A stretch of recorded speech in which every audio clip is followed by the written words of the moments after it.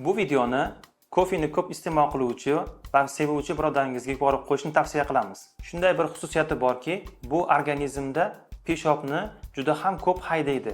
Biz buni diuretik xususiyati deymiz. Aynan shu jarayon tufayli insonga muhim bo'lgan ikkita element, birinchisi magniy, ikkinchisi kalsiy ko'p yo'qotilishiga sababchi bo'ladi.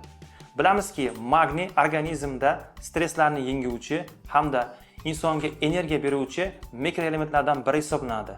Kalsiy esa suyaklarga qattiqlik hamda mushaklarga kuch vazifasini bajaradi.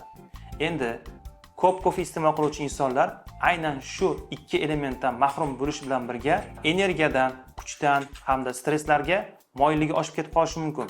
Shuning uchun biz sizning sog'lig'ingizni o'ylab, kalsiy va magniyga boy bo'lgan tabiiy mahsulotlarning ro'yxatini izohlarda qoldirdik. Sog' va salomat bo'ling. Bu videoni kofeni sevuvchi yaqinlarga ulashib qo'yishni unutmang.